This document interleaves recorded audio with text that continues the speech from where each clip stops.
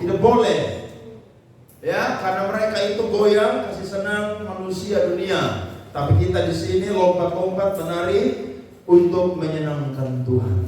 Saudara dan saya belajar dari Raja Daud. Daud itu seorang yang penyembah. Ketika dia memuji menyembah Tuhan, tidak ada jaim-jaimnya. Bahkan dia berkata, untuk Tuhan dia lebih lagi untuk bersukacita bergirang untuk Tuhan. Puji Tuhan ya.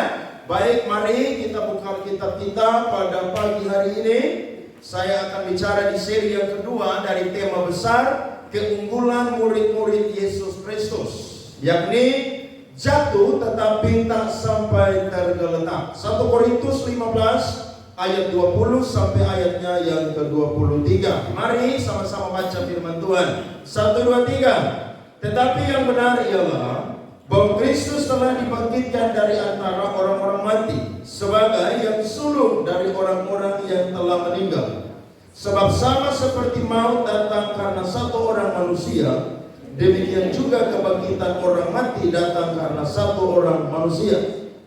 Karena sama seperti semua orang mati dalam persekutuan dengan Adam, demikian pula semua orang akan dihidupkan kembali dalam persekutuan dengan Kristus. Tetapi tiap-tiap orang menurut urutannya. Kristus sebagai buah sulung, sesudah itu mereka yang menjadi miliknya pada waktu kedatangannya. Tepuk tangan untuk firman Tuhan ini. Haleluya. Pada waktu manusia jatuh ke dalam dosa, maka ini sebuah pemberontakan kepada yang namanya aturannya Allah. Dan pelanggaran ini bukan sekedar pelanggaran biasa, karena ini adalah pelanggaran yang fatal. Sebab dosa itu berbicara tentang melanggar apa yang ditetapkan oleh Allah.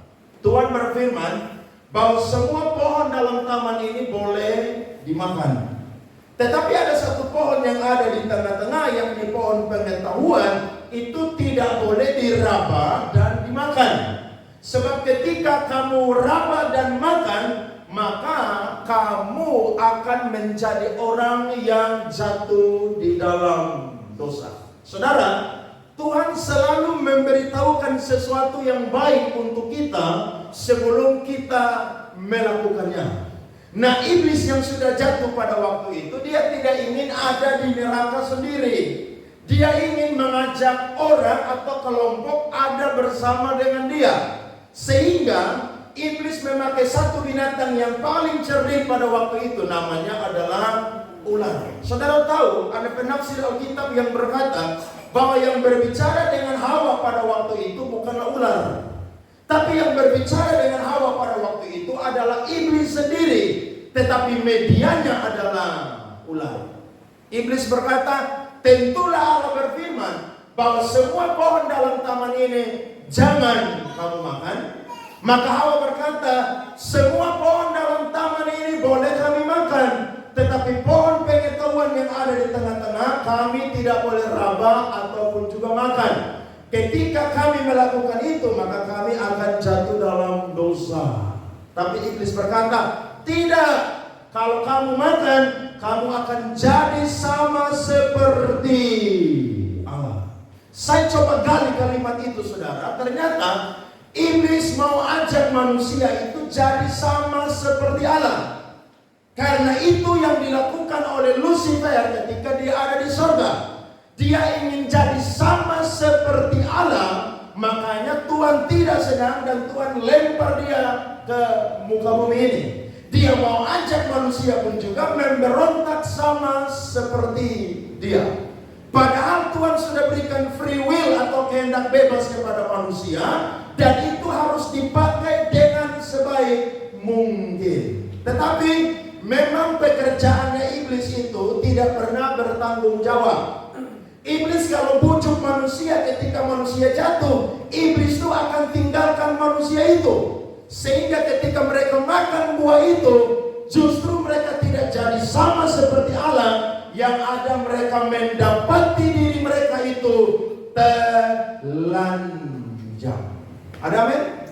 Maka Tuhan ketemu mereka, yakni manusia. Dan Tuhan bertanya, di manakah engkau? maka Alkitab mencatat Adam dan Hawa itu menyembunyikan diri mereka. Kenapa mereka menyembunyikan? Karena mereka merasa malu. Mereka merasa malu, saudara-saudara. Padahal sebelumnya mereka itu tidak malu. Tapi ketika mereka jatuh dalam dosa, mereka itu menjadi malu. Makanya orang kalau buat dosa, pasti akan malu, saudara-saudara.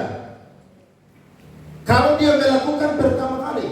Tapi kalau dia sudah biasa lakukan, maka dia menjadi orang yang tidak tahu malu. Betul? Kalau dia baru jatuh satu kali, pasti dia akan malu. Kenapa? Ya karena memang melanggar aturannya Allah. Tapi kalau dia buat terus, maka pasti dia tidak tahu malu. Orang Kupang bilang, urat malunya sudah apa? Putus. Coba lihat kiri kanan. Urat malu belum putus, toh? Ya, saudara-saudara. Nah, ketika manusia jatuh dalam dosa, ini sesuatu yang fatal. Tapi saya mau berkata, memang Allah lah yang membentuk manusia dengan tangannya sendiri. Sehingga sekalipun manusia jatuh, saudara, tapi itu tidak akan pernah sampai tergeletak. Dari mulut Allah sendiri keluar nubuatan pertama yang ada di Alkitab. Dan nubuatan ini tanpa adanya perantara seorang nabi. Nubuatan ini keluar dari mulut Allah sendiri. Kejadian pasal 3 ayatnya yang ke-15. Aku akan mengadakan permusuhan antara engkau dan perempuan ini, antara keturunanmu dan keturunannya. Perhatikan, keturunannya akan meremukkan kepalamu dan engkau akan meremukkan tumitnya. Keturunan perempuan yang dijanjikan di situ adalah Yesus Kristus. Jadi Adam yang pertama gagal. Tapi Adam yang kedua itu berasal dari surga. Dan dialah yang akan menebus saya dan saudara dan mendamaikan kita dengan Allah. Saudara lihat dari poin ini aja, kita sudah bersyukur punya Tuhan yang begitu mengasihi kita. Makanya ketika kita jatuh dalam dosa, iblis itu akan lari tinggalkan kita. Tapi ketika kita jatuh dalam dosa, Allah akan cari kita sampai ketemu. Bahkan Allah tidak akan biarkan kita jatuh sampai tergeletak. Tapi Allah akan angkat kita, bahkan Dia akan jadikan kita menjadi orang yang baru di dalam Tuhan. Nah, Rasul Paulus sedang mengkontraskan dua pribadi. Yang pertama Adam, dan yang kedua adalah Kristus. Dua orang ini, saudara, bukan sekedar orang biasa, tapi dua orang ini adalah kepala dari dua perjanjian. Adam adalah kepala dari perjanjian lama, dan juga Kristus adalah kepala dari perjanjian baru. Adam adalah kepala yang gagal melaksanakan mandatnya Allah. Tetapi Kristus adalah kepala perjanjian baru yang berhasil menjalankan mandatnya Allah. Tidak heran, begitu banyak orang yang bukan Kristen, mereka berkata, masa Tuhan jadi manusia? Saya mau berkata, justru yang diselamatkan adalah manusia. Makanya Tuhan turun mau jadi manusia. Ini tidak pernah dilakukan oleh satu Tuhan pun. Sehingga orang berkata bahwa Allahnya orang Kristen adalah Allah yang sama seperti dewa-dewa Yunani. Tidak, saudara. Justru Dia adalah Tuhan. Karena kita jatuh dalam dosa, maka Dia menjelma menjadi manusia. Dia mengambil daging seperti manusia hanya untuk menyelamatkan saya dan saudara. Kita jatuh, saudara, tapi saya yakin di tangan Allah tidak akan pernah sampai tergeletak. Lihat Roma 5 ayat 12 sampai 14. Roma 5 ayat 12 sampai 14. Sebab itu, sama seperti dosa telah masuk ke dalam dunia oleh satu orang, dan oleh dosa itu juga maut. Demikianlah maut itu telah menjalar kepada semua orang, karena semua orang telah berbuat dosa. Perhatikan, siapa yang buat dosa? Adam yang buat dosa. Tapi gara-gara dosa asal itu, saya dan saudara terkontaminasi. Sehingga saya dan saudara pun juga ketika lahir membawa dosa asal. Tetapi dosa aktual kita pun juga yang kita lakukan hari ini, itu pun juga masih terus bekerja di dalam kehidupan kita. Tetapi Alkitab berkata, sebab sebelum hukum Taurat ada, telah ada dosa di dunia. Tetapi dosa itu tidak diperhitungkan kalau tidak ada hukum Taurat. Sungguh pun demikian, maut telah berkuasa dari zaman Adam sampai kepada zaman Musa, juga atas mereka yang tidak berbuat dosa, dengan cara yang sama seperti yang telah dibuat oleh Adam, yang adalah gambaran Dia yang akan datang. Lihat, orang lahir tidak buat dosa, tapi karena sudah ada benih dosa asal, manusia lahir semua membawa dosa. Tidak heran anak-anak perlu diserahkan, karena mereka harus disucikan, dikuduskan, dipersembahkan kepada Allah, supaya mereka menjadi anak-anak yang Allah tetapkan. Ketika mereka binasa sekalipun, mereka memiliki surga di dalam kehidupan mereka. Nah, saya coba catat saudara-saudara, bagaimana Paulus kirim surat ini kepada jemaat Korintus waktu dia ada di Efesus. Ada satu pemahaman ataupun juga pemikiran daripada orang-orang Yunani.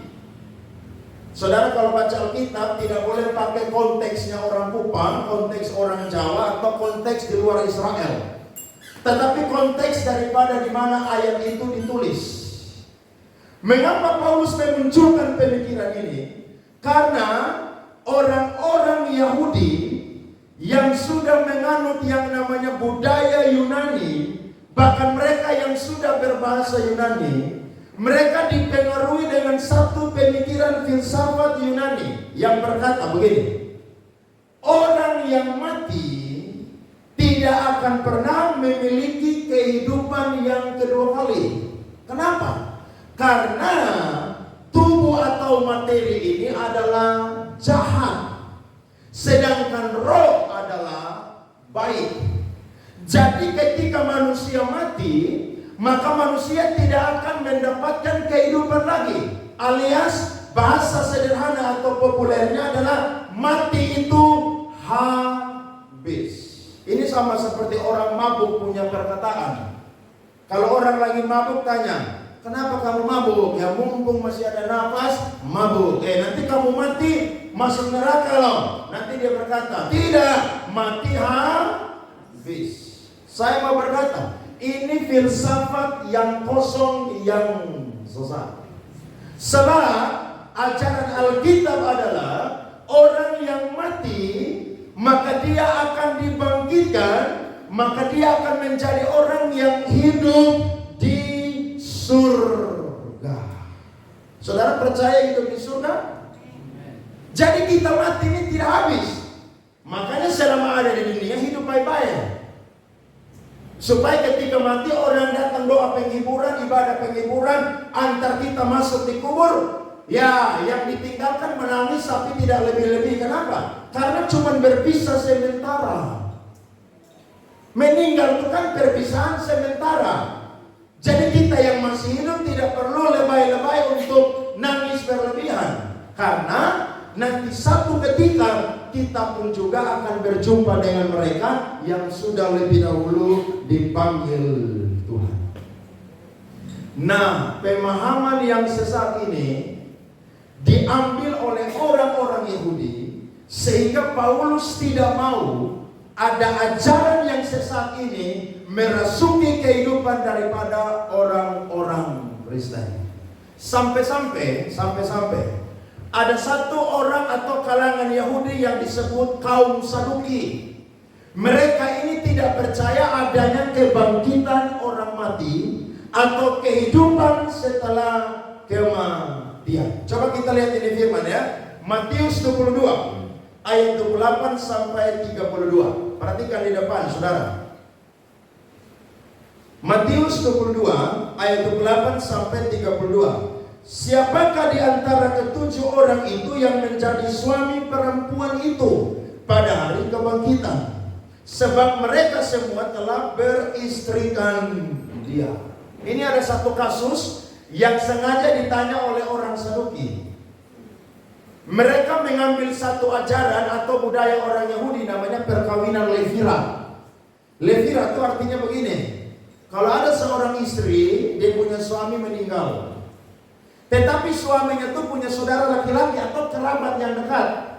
Nah, nanti itu saudara bisa mengambil wanita yang sudah ditinggalkan oleh suami atau saudara mereka, begitu. Jadi mereka berkata, perempuan ini punya 7 suami satu, tapi dia punya saudara laki-laki itu ada 6. Jadi totalnya ada 7. Nah, nanti di surga siapa yang jadi dia punya suami? Ini gara-gara paham Yunani, makanya ada orang-orang Yahudi yang ada di kelompok Saduki, mereka mengikuti ini pemikiran. Nah, ini sesuatu yang sesat. Akhirnya Yesus jawab dengan sederhana, kamu sesat. Makanya kalau saudara ngomong orang sesat, dan kalau sesat itu Alkitabiah, karena memang sesat. Sebab kamu tidak mengerti kitab suci maupun kuasa Allah. Karena pada waktu kebangkitan orang tidak kawin dan tidak dikawinkan, melainkan hidup seperti malaikat di surga. Jadi kita yang sudah menikah jangan berkata nanti kita tetap jadi suami istri di surga. Tidak ada begitu. Ikatan suami istri hanya ada di muka bumi. Waktu mati saudara ada di surga. Kita hidup itu sama seperti apa? Malaikat. Nanti saya akan jabarkan sebentar di belakang. Tetapi tentang kebangkitan orang-orang mati, tidakkah kamu baca apa yang difirmankan Allah ketika Ia bersabda, Akulah Allah Abraham, Allah Ishak dan Allah Yakub. Ia bukanlah Allah orang mati, melainkan Allah orang yang hidup. Dari firman Tuhan ini, dari latar belakang ini saudara, maka saya ingin memberikan 2 poin kepada kita. Bagaimana saya dan saudara menjadi orang-orang yang unggul di dalam Kristus. Yakni bicara tentang walaupun kita jatuh, tetapi tidak pernah sampai tergeletak. Saya coba angkat bagian yang pertama, yakni orang yang percaya Kristus, dia akan dibangkitkan dan akan dihidupkan dengan Kristus. Jadi kita yang mati di dalam Tuhan, atau nanti kita yang Tuhan datang belum mati, saya dan saudara itu akan dihidupkan kembali bersama dengan Kristus. Itu yang Paulus katakan di ayat-ayat yang tadi di atas. Kalau Kristus tidak dibangkitkan, maka sia-sialah kepercayaan kamu. Kalau Kristus tidak dibangkitkan, maka sia-sialah pemberitaan kami. Jadi kalau Kristus tidak dibangkitkan, maka Injil ini omong kosong, saudara-saudara. Kalau Kristus tidak dibangkitkan, maka saya dan saudara tidak perlu jadi pengikut Kristus. Sebab itu sesuatu yang naif atau tidak masuk akal. Tetapi saya mau berkata, Kristus adalah pribadi yang mati, bangkit pada hari yang ketiga. Maka orang-orang yang ada di dalam dia pun juga akan memiliki kebangkitan tubuh sama seperti Kristus dibangkitkan. Jadi kita mati, jasad kita, tubuh kita ini terbuat dari debu tanah, maka kembali ke debu tanah. Tapi roh kita saudara langsung naik ketemu dengan Tuhan. Nanti baru saya dan saudara itu ketika Tuhan datang, yang sudah mati di dalam Tuhan itu bangkit terlebih dahulu. Saudara lihat tuh, orang yang mati dalam Tuhan, Tuhan datang dia yang duluan ketemu. Makanya kalau ada yang mati dalam Tuhan boleh sedih, tapi jangan berlebihan. Sebab nanti dialah yang akan sambut kita, karena dia duluan diangkat oleh Tuhan. Saya heran ya, ada banyak orang tuh begitu. Makanya mumpung kalau masih hidup, saudara buat baik. Saya kemarin lihat video dari audisi almarhum siapa? Melissa Sidabuta, bukan Melinda, Melissa. Dia waktu audisi, saudara, dia nyanyi satu lagu Batak. Saya lupa tulis, saudara, dia punya judul. Tapi itu lagu tuh bagus dan sedih. Itu lagu dia punya poinnya, bunyinya begini. Ini lagu yang dituliskan oleh orang tua kepada anak. Bunyinya begini. Mumpung saya masih hidup atau selama saya masih hidup, kamu harus sayang aku sesayang-sayangnya. Karena biarpun kalau aku sudah mati, kamu mau bikin pesta, mau buat kubur saya sebagus apapun, itu tidak ada gunanya lagi. Saudara bisa paham? Makanya kalau orang tua masih hidup, sayang. Anak-anak kerja dapat uang, kasih orang tua. Saudara makan enak di luar, pulang bungkus kasih orang tua. Jangan orang tua mati baru saudara menangis makerere di peti rasa saudara mau ikut masuk dalam itu peti. Kalau saya pendeta saya bilang kasih masuk dia satu kali sudah. Kita kubur dia dua-dua satu kali. Iya, kenapa saudara? Ya karena itu sesuatu yang alkitabiah. Jadi ketika kita masih hidup, mari saya dan saudara cinta Tuhan sungguh-sungguh.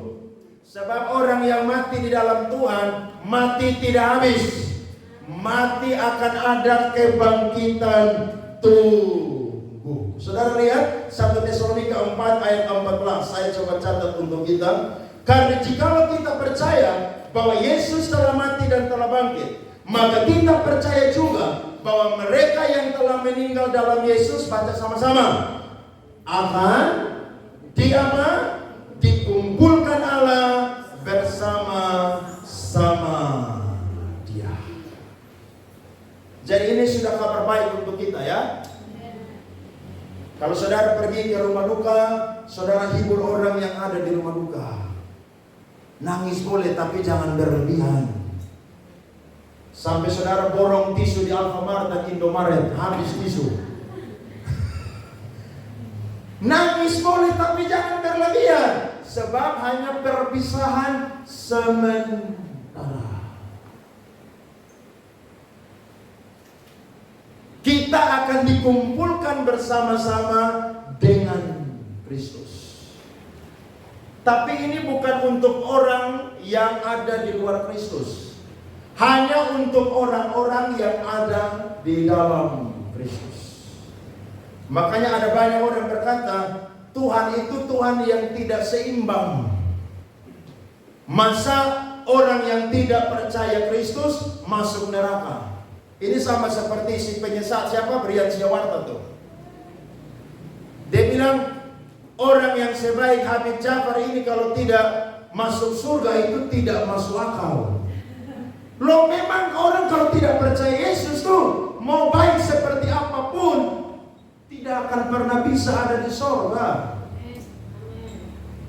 Saya suka kritik tuh upload video di YouTube.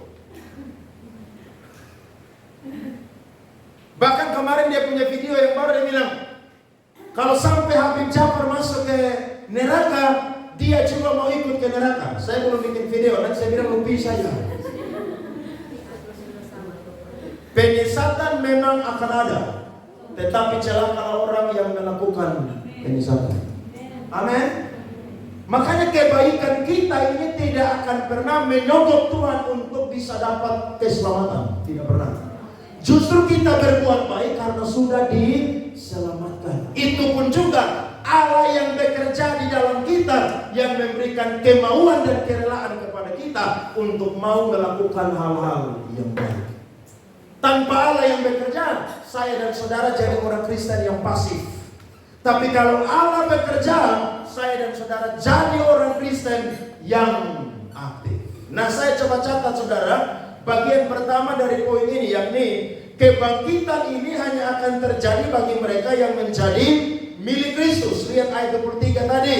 Tetapi tiap-tiap orang menurut urutannya. Kristus sebagai yang sulung, sesudah itu mereka yang menjadi miliknya pada waktu kedatangannya. Jadi sudah banyak orang yang ada di perjanjian lama yang sudah mati sebelum Kristus. Tapi mereka bukan menjadi yang sulung. Sebab ketika mereka mati, mereka tidak bangkit dan menjadi Tuhan.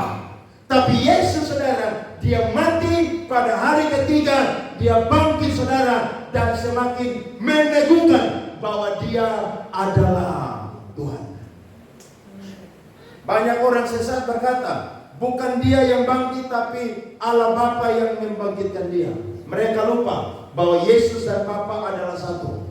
Maka apa yang diperbuat oleh Allah Bapa, itu pun juga yang diperbuat oleh Yesus Kristus. Jadi saya dan saudara bersyukur kita jadi orang-orang yang unggul dari orang-orang dunia. Kita sudah jatuh, tapi Adam yang kedua yakni Kristus, saudara, menjadi pribadi yang menyelamatkan kita. Tidak boleh lepaskan Kristus, tidak boleh. Anak-anak muda yang belum menikah, kalau ada cowok ganteng, ada cewek cantik, kaya raya, tapi kalau bukan Kristen, jangan pernah saudara terima lamaran dia, tidak boleh. Kecuali dia bilang begini, sebelum nikah saya mau jadi Kristen, saya mau baptis. Nah itu saudara terima dia. Tapi dia bilang, nanti kalau sudah nikah, baru pelan-pelan saya ikut kamu. Nanti dia tidak ikut saudara, saudara yang ikut dia pelan-pelan. Saudara pikir injilin satu orang manusia itu gampang? Coba tanya ibu-ibu yang suaminya belum bertobat, coba tanya. Susah. Seperti kereta api yang punya susah. Nah begitu. Iya. Karena yang cipta manusia itu Tuhan. Makanya yang bisa ubah manusia itu hanya Tuhan. Tapi kita punya tugas ini bergumul. Nah itu susahnya minta ampun. Tapi saya percaya doa kita tidak akan pernah sia-sia. Karena satu orang diselamatkan, seisi rumah pasti akan diselamatkan. Tepuk tangan saudara-saudara. Yang kedua saudara, kebangkitan ini baru akan terjadi pada waktu kedatangan Kristus kedua kali. Jadi orang-orang yang mati dalam Tuhan tidak bangkit hari ini, tapi akan bangkit ketika Kristus datang kedua kali, atau disebut parousia. Ketika Yesus datang saudara, maka sangkakala Allah itu ditiup, maka orang-orang yang mati di dalam Tuhan itu akan dibangkitkan. Sehingga kubur saudara menjadi kosong. Itulah enaknya saya dan saudara jadi anak-anak Tuhan. Saya coba bawa saudara baca ayatnya yang ke-28. Coba 1 Korintus 15 ayatnya yang ke-28. Tetapi kalau segala sesuatu telah ditaklukkan di bawah Kristus, maka ia sendiri sebagai anak akan menaklukkan dirinya di bawah dia yang telah menaklukkan segala sesuatu di bawahnya, supaya Allah menjadi semua di dalam semua. Jadi yang menjadi sulung dari kebangkitan orang percaya adalah Yesus Kristus. Jadi kita tidak menyembah Allah yang mati loh. Kita menyembah Allah yang hidup. Agama lain mereka punya Tuhan mati-mati.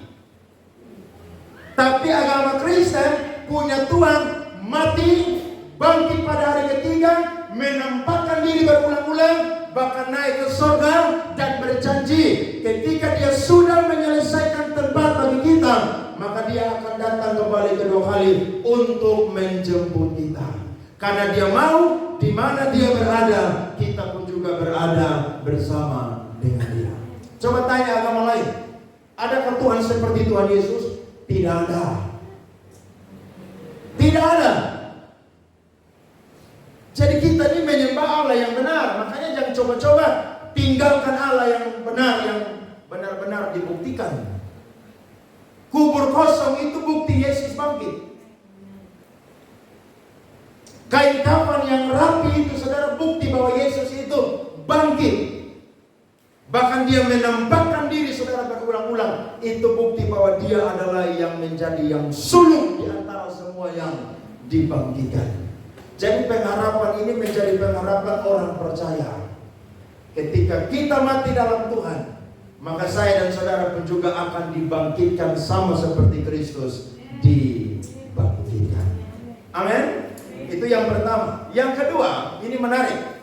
Orang percaya akan mengenakan tubuh surgawi atau tubuh rohania. Kita punya tubuh sekarang nih dari debu tanah. Makanya ada yang cantik-cantik, ganteng-ganteng, jangan sombong. Saya dan saudara terbuat dari mana? Bukan dari pasir. Kalau pasir itu masih putih. Debu tanah. Saya baru-baru tanya di rumah, kenapa kita nih keringat kok keluar daki begitu? Mama Saleh jawab dengan masuk akal. Karena kita terbuat dari debu tanah. Betul juga saudara. Atau di sini ada yang tidak punya daki lagi saudara?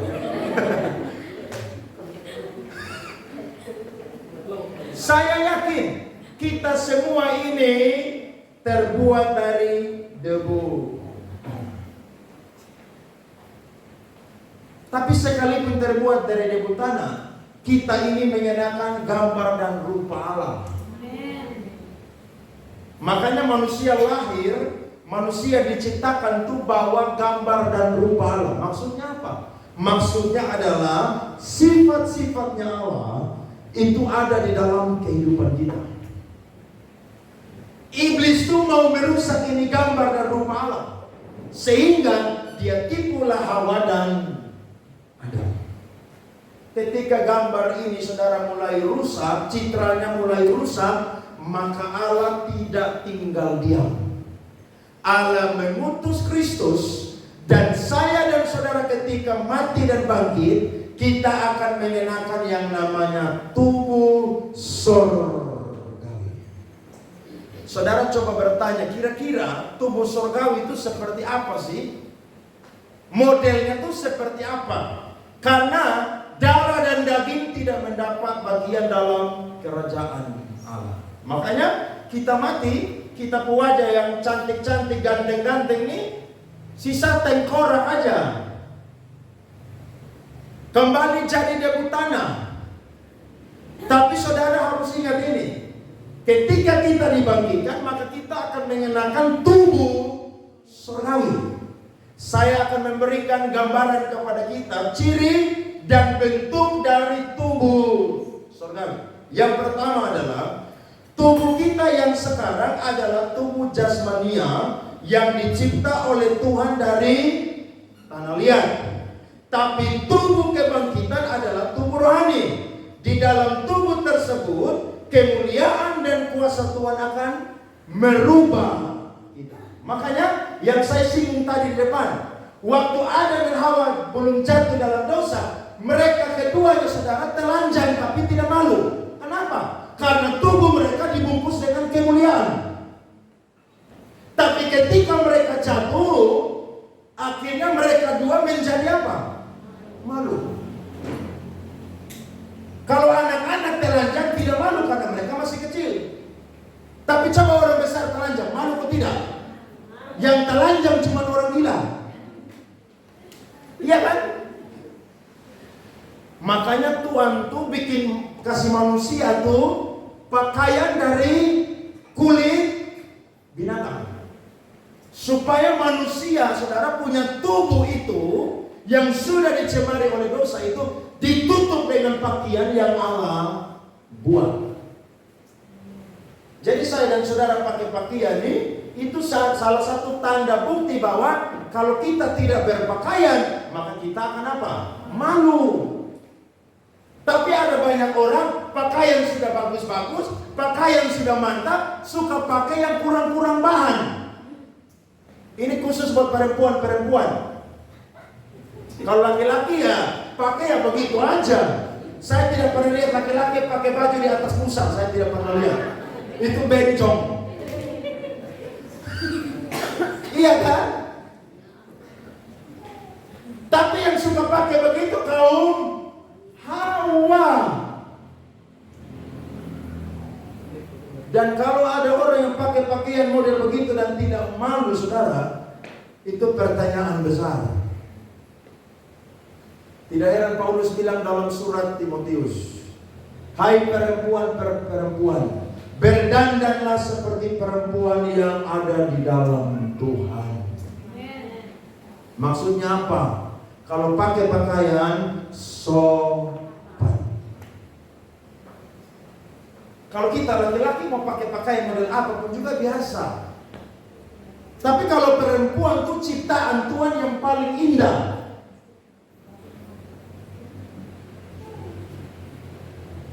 Jadi saudara pakai pakaian yang sopan. Saudara harus bedakan, saya kalau mau ke ibadah pakai baju ini. Saya kalau mau ke pesta pakai baju ini. Saya kalau mau ke pantai pakai baju ini. Saya kalau mau piknik pakai baju ini. Saya kalau mau ke mall pakai baju ini. Saudara tahu, itu tanda orang yang sudah dibaharui oleh Tuhan. Bukan saudara punya pakaian ke pantai bawa datang di gereja. Hati-hati saudara. Kalau datang ibadah, datang gereja, berdandanlah seperti perempuan yang takut akan Allah. Jangan saudara bilang, saya model begini jadi, ya begini sudah. Tidak bisa. Saudara tidak bisa ikut saudara punya mau. Tidak bisa. Serius. Berdandan seperti perempuan yang ada di dalam Tuhan. Pakai pakaian yang rapi. Yang suka saudara pakai pakaian yang sembrono itu cuma laki-laki gila sah.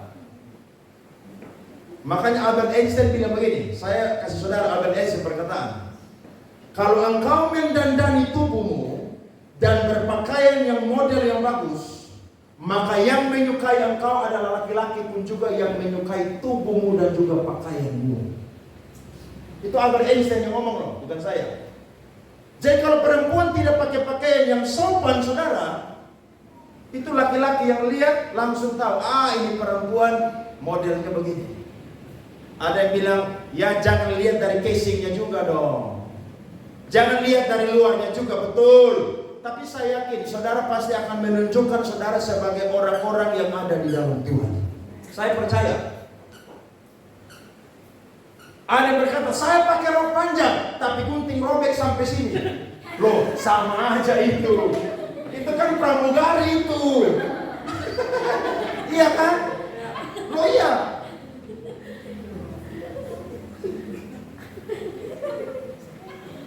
Di Jakarta, khotbah model begini jarang diomong. Karena saudara ngomong, saudara akan di-blacklist dari pengkhotbah di gereja itu. Kenapa? Ya karena memang mungkin budaya orang-orang di sana itu begitu. Jadi orang ibadah di sana pakai tali satu, celana umpan, masuk aja gerejanya. Saya punya teman Ibu Yani datang dari Jakarta, tanya aja. Dia guru vokal di Jakarta. Pendeta di sana jarang tegur yang model-model begini. Tapi bersyukur saya pendeta di Kupang jadi bisa omong begini. Nanti kalau saya khotbah di sana, saya juga mungkin bisa sindir sedikit-sedikit. Karena kalau kasar nanti orang tersinggung. Tapi sebenarnya saudara, firman Tuhan itu harus direspon dengan baik dan harus berubah. Amin. Harus berubah. Karena tubuh kita ini akan diganti dengan yang namanya tubuh kemuliaan. Kita akan hidup sama seperti malaikat yang ada di surga. Tubuh yang dari debu tanah ini kembali jadi debu tanah. Tapi kita akan mengenakan tubuh yang dibungkus dengan kemuliaan Allah. Yang kedua, ciri dan bentuknya adalah tubuh kita yang sekarang adalah tubuh yang penuh dengan kelemahan. Tetapi tubuh kebangkitan adalah tubuh yang kuat dan apa? Perkasa. Nah, kita di sini kan bisa sakit, bisa masuk angin lah, bisa demam lah, bisa pilek lah. Tapi nanti di surga kita punya tubuh ini akan menjadi tubuh yang kuat dan perkasa. Sebab di sana saudara yang menyinari kita adalah Tuhan Yesus sendiri. Tidak Tidak perlu matahari lagi seperti di dunia ini. Tuhan yang menjadi matahari kita. Maka kekuatan daripada Allah itu akan ada di dalam kehidupan kita. Tidak heran Paulus berkata, dia sendiri mengeluh, bahkan semua makhluk pun juga mengeluh. Karena memang kita masih ada di dunia. Jadi kalau ada yang sakit, ya itu sesuatu yang normal. Kalau ada yang menderita tubuh hari ini, itu sesuatu yang normal. Karena kita masih mengenakan tubuh duniawi. Tapi ketika kita sudah ketemu dengan Tuhan, tidak ada tubuh itu lagi. Yang ada tubuh surgawi yang kuat dan perkasa. Di sana tidak ada ngantuk lagi di sana. Jadi kalau ada ke gereja masih ngantuk, ya alamiah, natural. Mungkin malam tidak bisa tidur. Di gereja mungkin bisa tidur begitu karena hadirat Tuhan menjamah. Iya. Betapa berbahagianya saya dan saudara. Amin. Jadi kita mati ini, kita hidup dengan Tuhan selama-lamanya loh.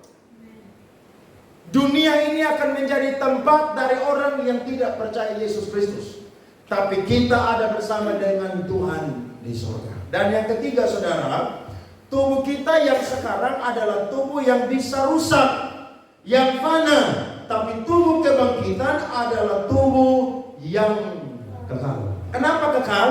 Karena kita hidup kekal bersama dengan Tuhan. Jadi tubuh kita tidak akan pernah rusak, saudara-saudara. Jadi di dunia kita yang berdandan ini mumpung masih hidup, berdandanlah sepuasnya. Dengan sebaik mungkin, secantik mungkin. Saudara mau datang gereja, dandan yang paling cantik. Amin. Dulu ajaran-ajaran sesat bilang begini, kalau datang gereja tidak boleh pakai bedak, tidak boleh pakai eyeshadow, tidak boleh pakai lipstick. Itu ajaran sesat, saudara. Nanti yang hadir di gereja semua muka ke hantu semua. Tidak boleh. Saudara datang gereja yang perempuan khususnya, dandan yang cantik. Karena memang masih ada di dunia, itu kesempatan bagi kita. Nanti sudah ada di surga, tidak ada dandan-dandan lagi. Karena Tuhan yang mendandani kita. Tubuh kita itu saudara sifatnya adalah kekal. Datang gereja pakai yang mantap.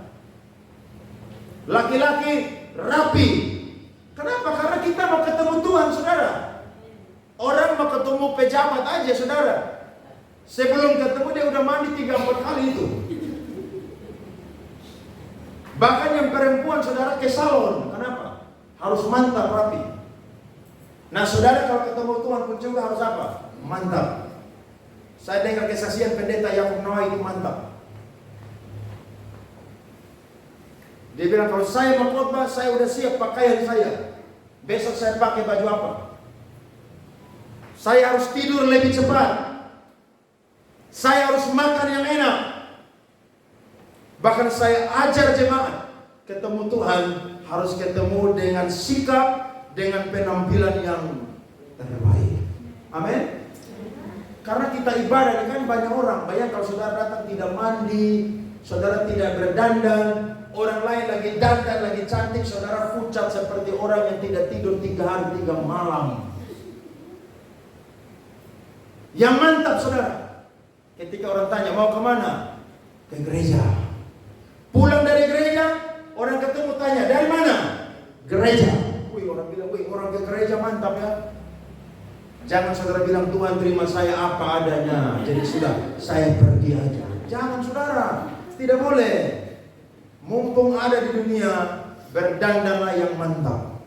Kalau nanti ada di surga, tidak ada dandan-dandan lagi di sana. Tuhan yang akan mendandani saya dan saudara. Dan yang keempat terakhir, tubuh kita yang sekarang adalah tubuh yang hina, tapi tubuh kebangkitan adalah tubuh yang mulia. Inilah yang disebut Tuhan akan kembalikan gambar dan rupa Allah, kemuliaan Allah di dalam kehidupan kita. Iblis berusaha menjatuhkan kita, tapi bersyukur kita jatuh tidak sampai tergeletak. Betapa baiknya Tuhan untuk kita semua. Makanya Paulus berkata, mari kita lihat 1 Korintus pasal 15. 1 Korintus pasal 15, saudara-saudara, ayat 42 sampai ayat 50, ayat terakhir. Coba perhatikan. 1 Korintus 15 ayat 42 sampai 50. Demikianlah pula halnya dengan kebangkitan orang mati. Ditaburkan dalam kebinasaan, dibangkitkan dalam ketidakbinasaan. Ini tulisan Paulus, salah satu yang paling indah, saudara. Ditaburkan dalam kehinaan, dibangkitkan dalam apa? Kemuliaan. Ditaburkan dalam kelemahan, dibangkitkan dalam kekuatan. Yang ditaburkan adalah tubuh alamiah, yang dibangkitkan adalah tubuh rohania. Jika ada tubuh alamiah, maka ada pula tubuh rohania. Seperti ada tertulis. Apa, saudara-saudara? Manusia pertama, Adam menjadi makhluk yang hidup. Tetapi Adam yang akhir menjadi apa? Roh yang menghidupkan. Tetapi yang mula-mula datang bukanlah yang rohania, tetapi yang alamiah. Kemudian barulah datang yang rohania. Manusia pertama berasal dari debu tanah dan bersifat jasmani. Manusia kedua berasal dari mana, saudara? Nah, hafal ini firman. Kalau ada yang berkata Yesus itu bukan Tuhan, kasih dia. Yesus berasal dari mana, saudara? Surga. Lanjut. Makhluk-makhluk alamiah sama dengan dia, yang berasal dari debu tanah, dan makhluk surgawi. Makhluk surgawi sama dengan dia, yang berasal dari surga. Sama seperti kita telah memakai rupa yang dari yang alamiah, demikian pula kita akan memakai rupa dari yang surgawi. Saudara-saudara, inilah yang hendak kukatakan kepadamu, yaitu bahwa daging dan darah tidak mendapat bagian dalam kerajaan Allah, dan bahwa yang binasa tidak mendapat apa? Bagian dalam apa yang tidak binasa. Jadi bersyukur Tuhan bukan cuma angkat kita, tapi Dia tebus kita sehingga kita dipersatukan dengan persekutuan dengan Kristus. Mati, saya dan saudara mengenakan tubuh surga. Kiranya Tuhan memberkati kita semua pagi hari ini dengan firman Tuhan. Mari bangkit berdiri, saudara-saudara. Haleluya.